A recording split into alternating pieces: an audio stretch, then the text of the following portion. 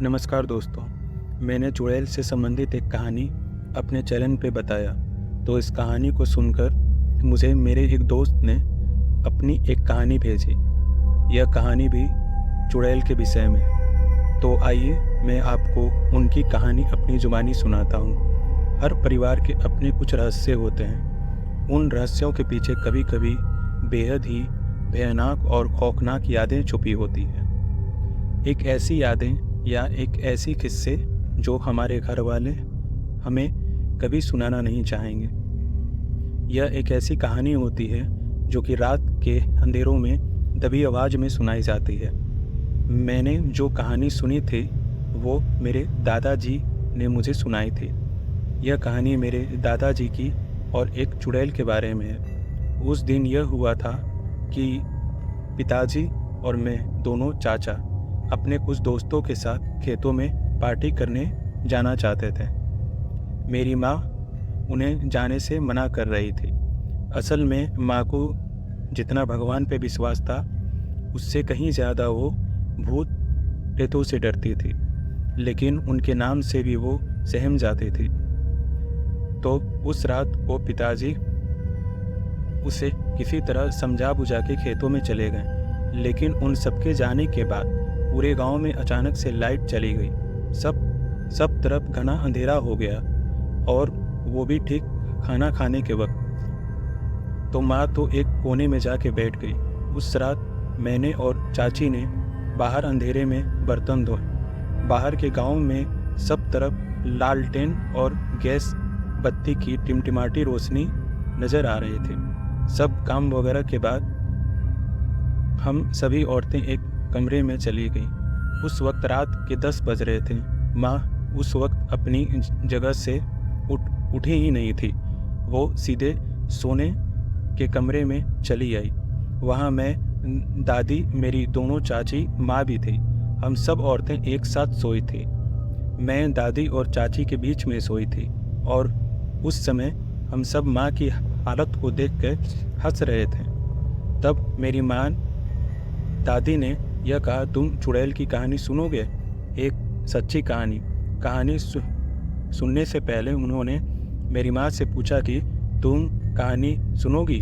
लेकिन माँ समझ गई थी कि दादी कौन सी कहानी सुनाना चाहती है।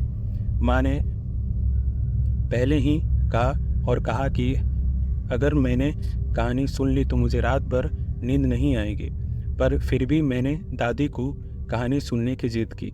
तो उन्होंने मुझे हमारे परिवार की एक जुड़ी कहानी सुनाना शुरू किया। दादी ने मुझसे पूछा, तुम्हें चुड़ैल पता है क्या होती है? पता है, मैंने कहा, नहीं, बस सुना है, कोई भूत होती है। दादी ने थोड़ा मुस्कुराते हुए चुड़ैल का वर्णन किया। वो कुछ ऐसा था, देखो, एक औरत का भूत होता है। वो एक ऐसी महिला जो गर्भवती होने या प्रवास के दौरान मर जाती है, या किसी का पति अपनी पत्नी को दर्दनाक तरीके से मार देता है, तो ऐसी महिलाएं की आत्मा प्रतिशोध लेने दुनिया में लौट आती है। कुछ महिलाएं बच्चों को जन्म देते वक्त लापरवाही के कारण मर जाती है, तो वो चुड़ैल बन जाती। अब यह कहानी तुम्हारे दादाजी की, यानी मेरे पति की, उनके साथ हुई यह सच्ची घटना जो मैं तुमको अपनी आंखों से देखी है, जिससे मैंने खुद जिया है। और यह कहानी घर में सबको पता है, सिवाय तुम्हारे। दादाजी का नाम जयपाल था। वो उस वक्त की बात है जब दादाजी जमालपुर नाम के रेलवे स्टेशन के पास एक गांव में रहा करते थे। तो तब एक ग्रामीण क्षेत्र था, और उनके घर में कुछ दूरी पर कब्रिस्तान था। वहाँ एक रास्ता था जो कि कब्रिस्तान का जाता था, लेकिन वो रास्ता झाड़ियों से भरा हुआ था। उस रास्ते पे ऊंची और मोटी घास उगी हुई थी, और इसलिए कोई उस रास्ते का ज़्यादा उपयोग नहीं करता था।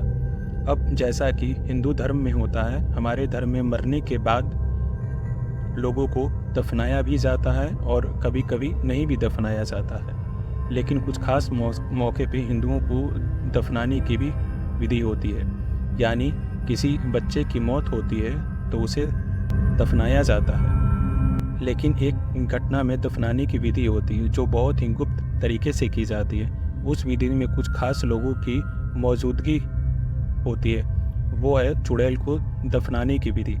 यह बात सच है कि हमारे गांव की आसपास के गांव की औरतों को दफनाया जाता है। मतलब जब किसी औरत की बुरी तरीके से दुर्घटना में दर्दनाक मृत्यु होती है और गांव वाले को उस पर शक होता है कि वो चुड़ैल बन के वापस आ सकती है, तो ऐसी औरत को 100 को एक खास विधि कर दफनाया जाता है। उसी साल मेरे तुम्हारे दादाजी के साथ शादी हुई थी। जंगल का रास्ता ठीक हमारे घर के सामने से नज़र आता था। वो रास्ता भले ही खेतों में जाने का एक छोटा सा रास्ता था, लेकिन उस रास्ते पे बहुत ही ज़्यादा झाड़ियाँ थी, ऊंची घास थी। ऊपर से उस रास्ते में कब्रिस्तान था, इसलिए गांव के लोगों ने धीरे धीरे उस जंगल के रास्ते का उपयोग करना पूरी तरीके से बंद कर दिया था।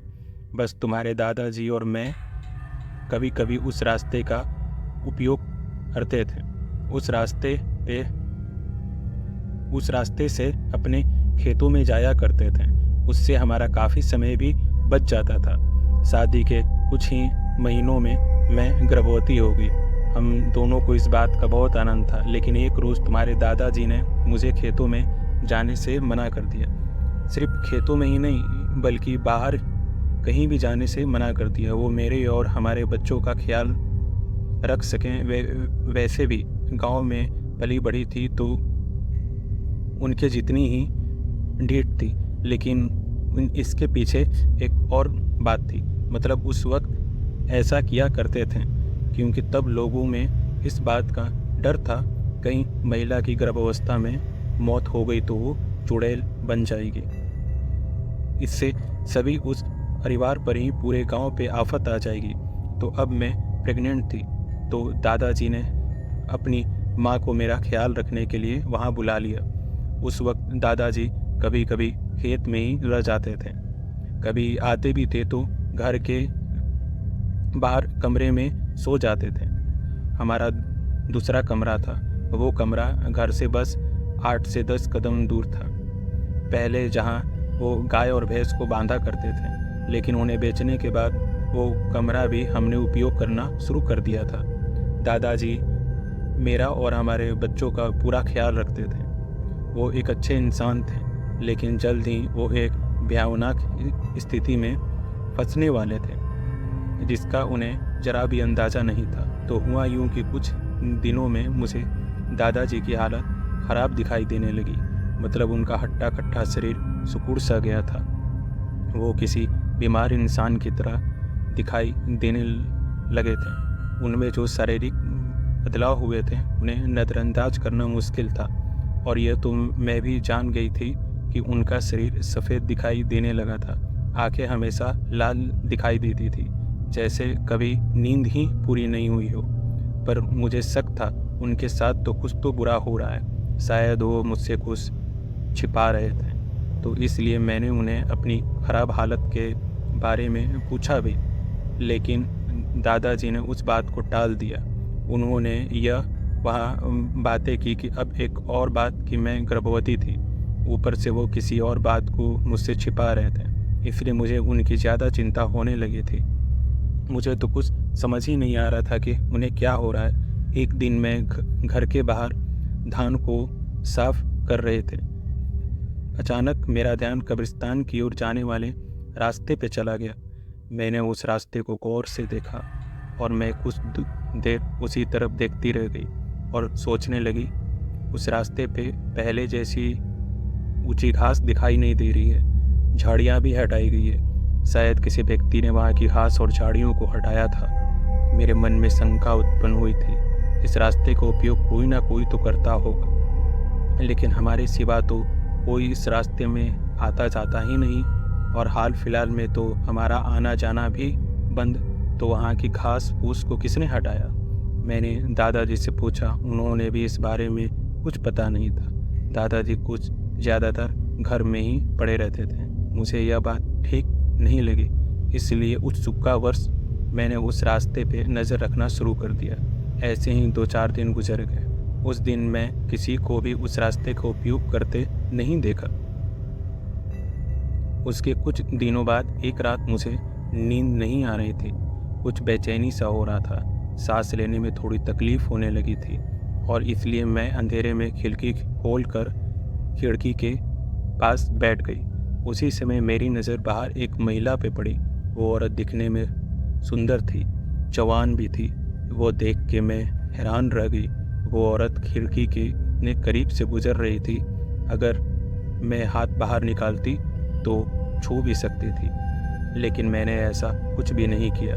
मुझे लगा वो कोई पास के गांव की औरत होगी, शायद किसी को चुपके से मिलने अंधेरे में जंगल में गई होगी या फिर किसी से मिलके वापस आ रही होगी, क्योंकि वो रास्ता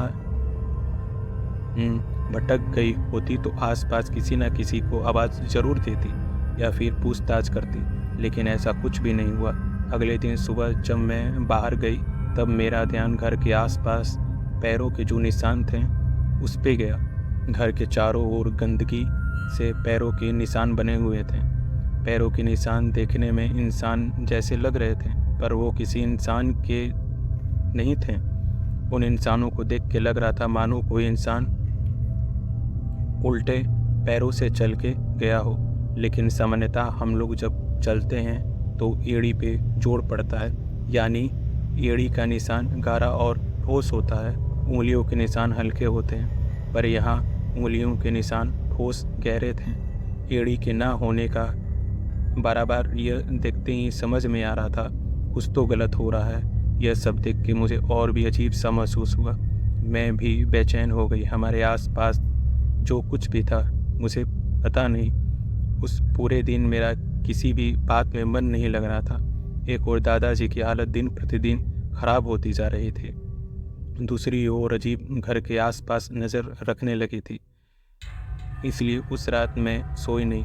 मैंने निर्णय लिया मैं खुद से देखूंगी आखिर क्या हो रहा है। सबके सोने के इंतज़ार किया, खासकर दादाजी का खाना वगैरह होने के बाद वो अपने कमरे में सोने चले गए और उनके काफ़ी देर बाद मैं लालटेन लेके दादाजी के कमरे के पास तरफ लालटेन की रोशनी को धीमा करके दादाजी के कमरे में खिड़की के पास जाके खड़ी हो गई। वहाँ जाके मैं सन्न रह गई। मैं घबरा गई थी। मैं अपने हाथ की लालटेन को लगभग गिरा दिया होता। मैंने तो देखा कि बहुत ही भयानक था। तुम्हारे दादाजी किसी मूर्ति की तरह पीठ के बल लेटे हुए थे। मैं कल रात जिस स्त्री को देखा था वो नग्न अवस्था में उनके ऊपर बैठी थी। उनके पीठ मेरी तरफ थी। मैं पैर पीछे थे। मैं उनके पैर देख पा रही थी। वो पैर उल्टे थे। वो एक चुड़ैल थी। यह देख के मैं वहीं शांत खड़ी रही।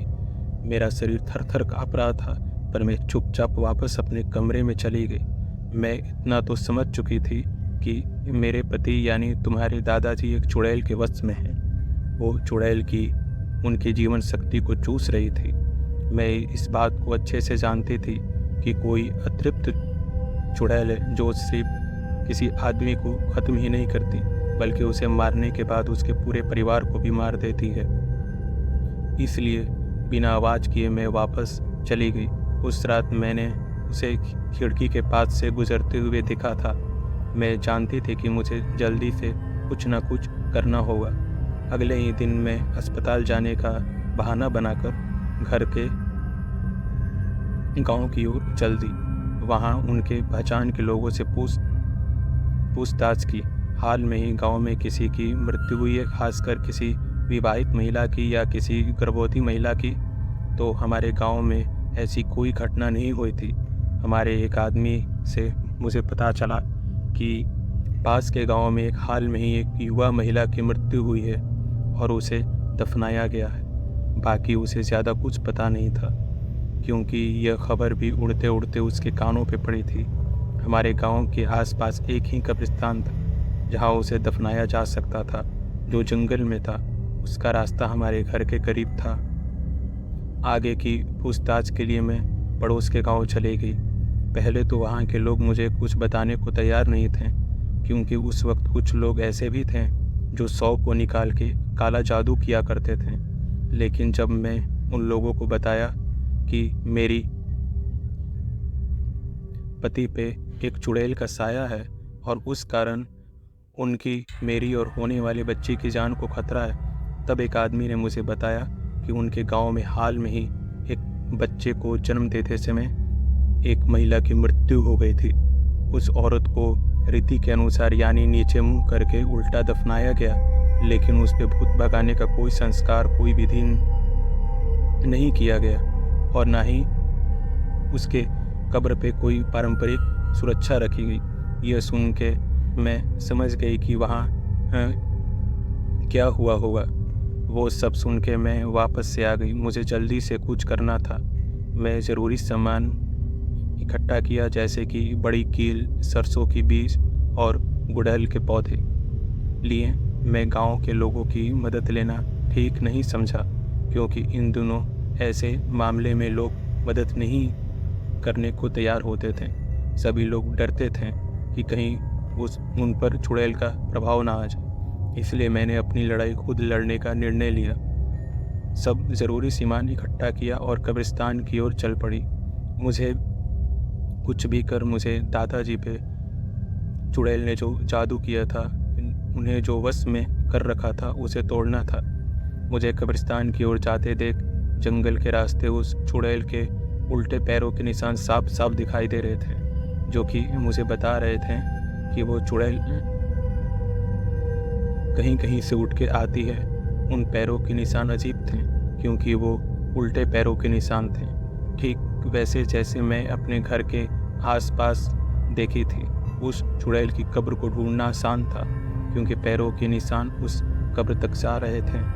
वहाँ जाते ही मैं उस कब्र पे सरसों के बीज छिड़क के, कहते हैं कि सरसों की खुशबू से चुड़ैल आगे नहीं बढ़ती और सरसों की बीजों को गिनना शुरू कर देती है, जो कि एक रात में कभी नहीं कर पाती।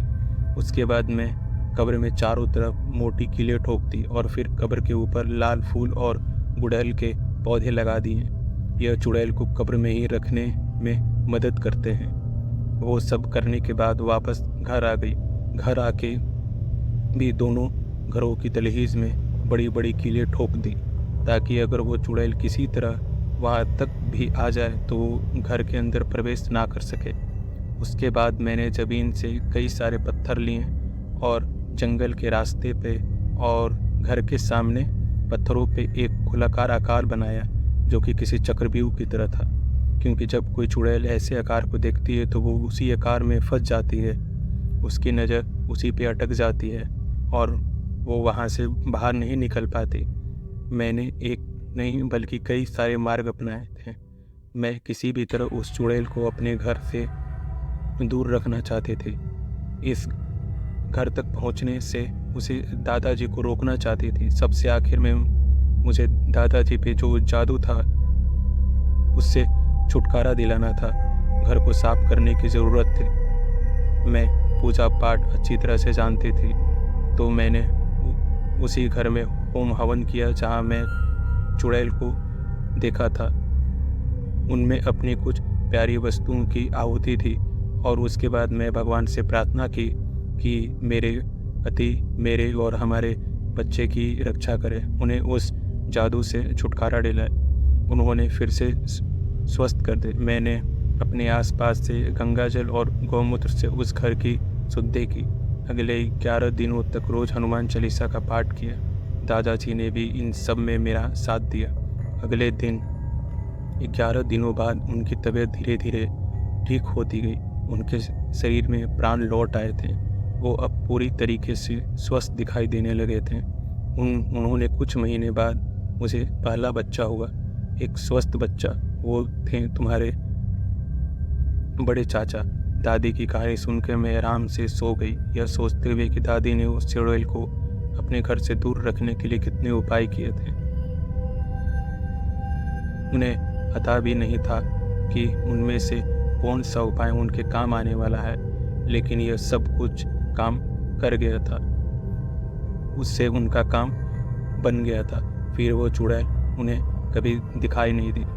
उस रात कहानी सुन के मैं तो आराम से सो गई, लेकिन माँ को रात भर नींद नहीं आई। मैंने फिर वो कहानी अपने बचपन में अपने कई दोस्तों को सुनाई थी, लेकिन उसके कुछ महीनों बाद मेरी दादी जी अचानक एक दिन गुजर गई। जब वो गुजर गई तब मुझे वो कहानी याद आई। मैंने एक रोज़ अपने पिताजी से पूछा था कि क्या दादी जी की कहानी सच है। उन्होंने गंभीरता से मेरी ओर देख कर पूछा, कौन सी कहानी?